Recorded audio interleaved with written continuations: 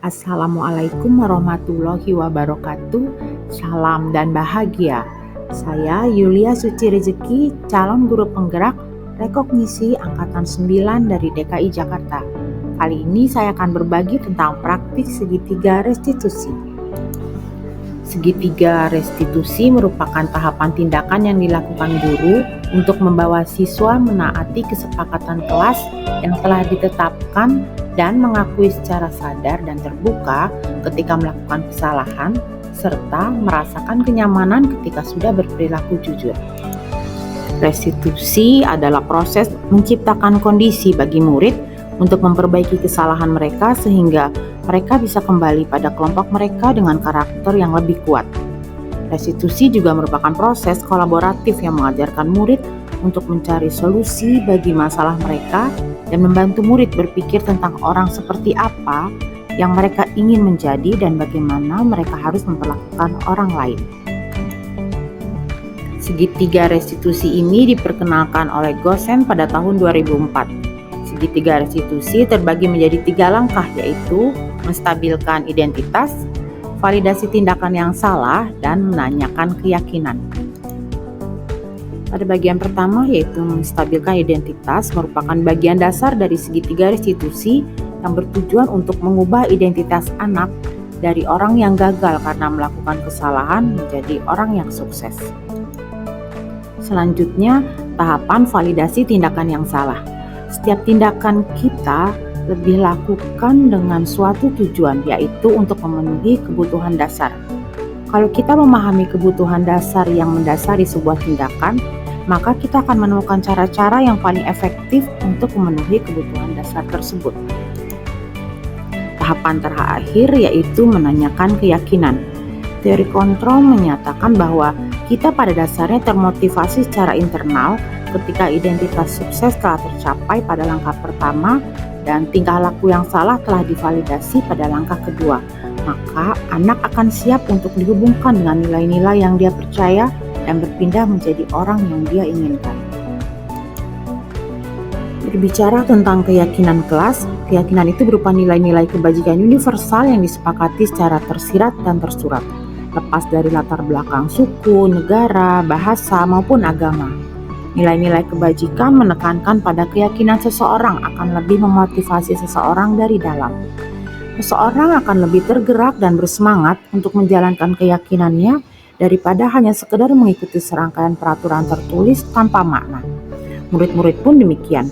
Mereka perlu mendengarkan dan memahami arti sesungguhnya tentang peraturan-peraturan yang diberikan. Apa nilai-nilai kebajikan di balik peraturan tersebut? Apa tujuan utamanya? Dan menjadi tidak tertarik atau takut sehingga hanya sekedar mengikuti serangkaian peraturan-peraturan yang mengatur mereka tanpa memahami tujuan mulianya. Ini adalah kelas tempat saya mengajar, yaitu kelas 4B, di mana kami sudah membuat kesepakatan kelas yang kami diskusikan bersama. Kemudian setelah itu anak-anak menandatangani persetujuannya dan kemudian dari kesepakatan tersebut dijadikan keyakinan kelas yang mereka percaya dan mereka akan jalani selama 1 tahun bersama saya di dalam kelas 4B. Berikut ini adalah skenario pada kasus pertama ketika seorang murid yang bernama Maudi tidak mengumpulkan kertas ulangan PTS. Skenario pada segitiga restitusi ini, peserta didik dengan sengaja menyembunyikan kertas ulangan dan tidak mengumpulkannya karena belum selesai mengerjakannya.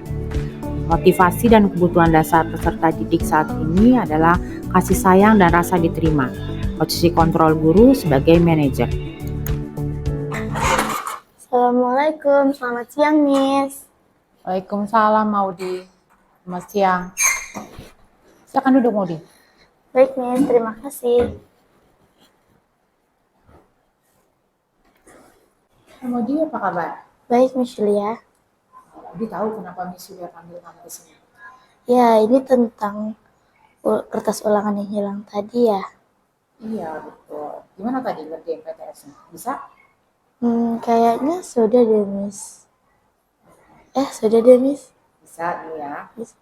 Oke, sekarang Miss mau tanya, Maudi kalau di rumah belajarnya sama siapa sih? Sendiri atau sama mama? Sama Mama Miss. berarti Maudi sudah anak yang rajin ya, belajar ya. Nah, Miss Wei ingin tanya nih, kenapa sih alasan Maudi tadi itu tidak mengumpulkan kertas ulangan? Karena Miss sudah panggil nomor absen Maudi, Miss juga udah panggil nama Maudi. Nggak tahu, Miss. Nah, gini deh, Miss sudah di sini tidak ingin menghakimi kesalahan Maudi, ya. Miss sudah tidak ingin bilang Maudi itu salah atau gimana, tapi di sini Miss ingin mencari penyelesaian atas yang tadi mau dilakukan. Iya, Miss. Tadi saya sembunyikan di dalam tas. Oh, Miss mau disembunyikan. Ya, Kenapa Miss. mau disembunyikan di dalam tas? Saya bingung, Miss. Soalnya waktu Miss bilang waktunya habis dan diminta untuk mengumpulkan. Oh, jadi pas Miss panggil kan udah bel istirahat kan ya? Nah itu mau dibingung. Kenapa mau dibingung? Karena soalnya banyak yang belum diisi, Miss. Oh, gitu. Oh, jadi karena yang banyak belum diisi, jadi mau dibingung terus menyembunyikannya ya? Tapi Miss bingung tadi mau dibilang mau dia udah belajar kan di rumah kan? Pasti Madi ada alasannya kenapa Madi sampai melakukan hal tadi.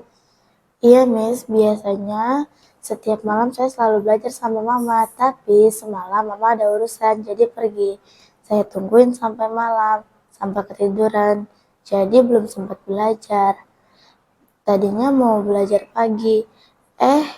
Bangunnya kesiangan. Jadi gak sempat belajar deh. Oh gitu. Oh jadi karena mamanya nggak ada, lalu mau juga mau tadinya pagi-pagi belajar, jadinya nggak sempet ya? Oh iya, Miss juga kaget ya, anak baik seperti kamu, terus mau tahu kok ada di tas kertas ulangannya. Iya, Miss. Maaf. Ya, Miss apresiasi kejujuran kamu sekarang dan permintaan maaf kamu.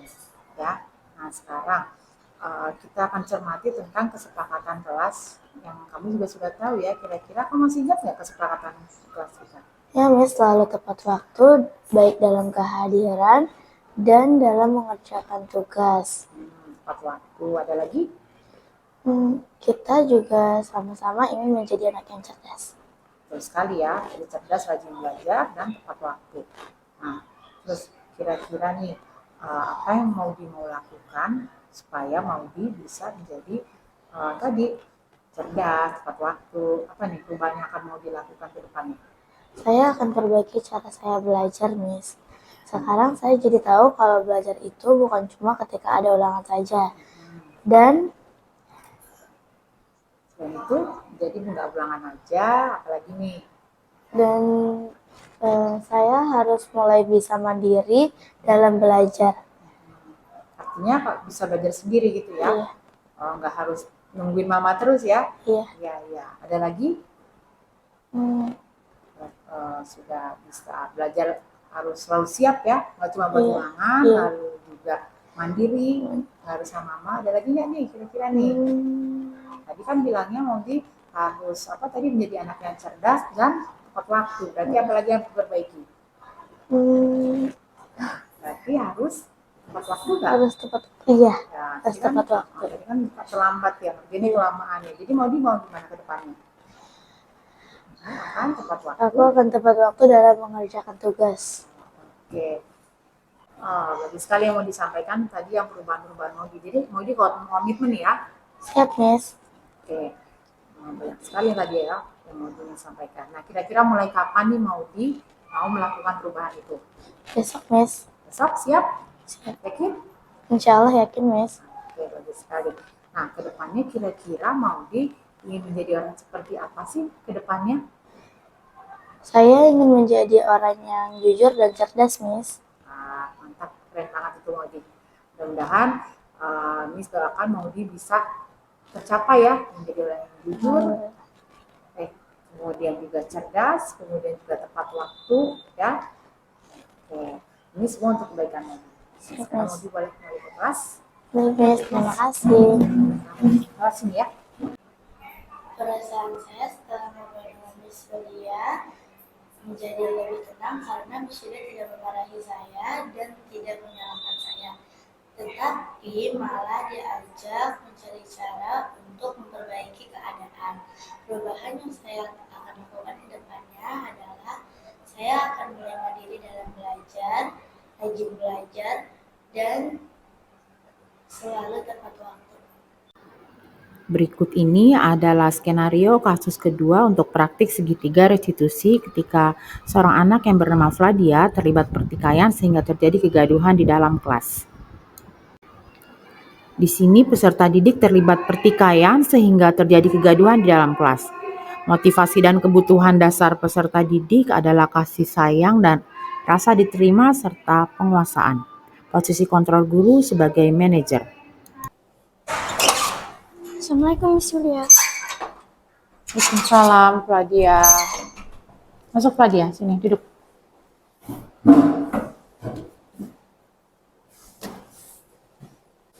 Fladia, Ya. Miss Yulia panggil kamu secara pribadi karena Miss Yulia ingin tahu kenapa sih tadi terjadi kegaduhan di kelas saat istirahat. Tadi pas istirahat saya sama Kiana bercanda aja Bu, lagi main. Tiba-tiba Kiana ngatain saya terus-terusan. Saya kesel dan terbawa emosi. Jadi saya langsung pukul aja muka dia. Kamu pukul Kiana? Iya, Terus apa yang kamu rasakan saat kamu membalas memukul Kiana? aku merasa puas aja sih Miss karena bisa memukul muka dia. Ampun, sampai segitunya langsung kamu pukul mukanya. Iya Miss, karena aku kesel Miss. Oh gitu. Terus selain itu apa lagi yang kamu rasakan saat kamu lagi habis mukul tadi? Sebenarnya aku suka aja sih Miss dan senang kalau misalkan bisa bercanda dan bermain sama teman-teman yang lain. Cuma tadi aku kebawa emosi, aku salah, aku minta maaf ya Miss. Ya. Bisa apresiasi permintaan maaf kamu. Memang kita sebagai manusia kadang kita melakukan kesalahan ya, seperti tadi kamu. Tapi di sini Miss Yulia panggil kamu bukan untuk mencari kesalahan kamu, tapi Miss ingin mencoba kita memperbaiki, kita melihat ke depannya agar ini tidak terulang lagi. Jadi kamu bisa tetap bermain sama teman-teman, suasana juga nggak gaduh lagi, baik saat bermain ataupun belajar. Baik Miss. Menurut Fladia, adakah cara lain yang Fladia bisa lakukan untuk mengungkapkan rasa puas kamu dan rasa senang kamu ketika dalam belajar maupun bermain? Sebetulnya saya senang aja sih Miss kalau misalkan bisa bercanda dan bermain sama teman yang lain. Tapi mungkin tadi karena Kiana ngatain saya terus-terusan, saya kebawa emosi. Jadi saya nggak sengaja mukul muka dia. Lagian saya juga baru sadar sekarang mungkin Kiana juga ngatainnya nggak serius kan Miss. Ya, namanya juga kan kalian tadi sedang bercanda ya. Oke. Nah, menurut Fladia, ada nggak sih cara lain yang kamu bisa lakukan untuk menambah sikap baik kamu? Saya nggak bakal ngakuin hal berbahaya kayak tadi mukul muka Kiana karena itu bisa Melukai dia ya. Alhamdulillah Fladia, ini suka dan setuju dengan pendapat kamu. Jadi di sini Miss Yulia ingin mengingatkan kamu tentang apa yang sudah kita sepakati bersama-sama di kelas. Fladia masih ingat kesepakatan kelas kita? masih salah satunya menjaga ketertiban kelas. Oh ya, betul sekali. Yang tadi gaduh itu berarti kurang tertib ya. Nah, alhamdulillah kalau gitu. Sekarang mesti yang tanya lagi ke Fladia. Kira-kira adakah cara lain agar kesepakatan kelas itu yang sudah menjadi keyakinan di kelas kita itu bisa tertanam di dalam hati kamu sehingga kamu akan menjadi anak yang berakhlak mulia. Saya harus baik, empati, dan bisa mengontrol diri agar dapat bermain dengan teman-teman yang lain. Alhamdulillah, Miss senang sekali dengan pendapat kamu. Dan Miss percaya kalau Fladia akan menjadi anak yang berakhlak mulia. Ya, sekarang Fladia boleh siap-siap pulang ya. Yuk.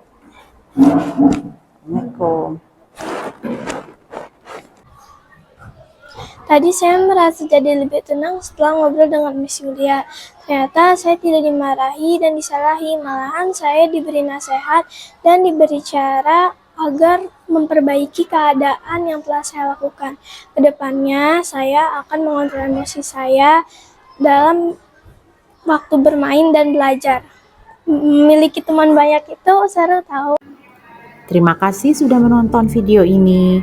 Semoga bermanfaat. Salam dan bahagia. Wassalamualaikum warahmatullahi wabarakatuh.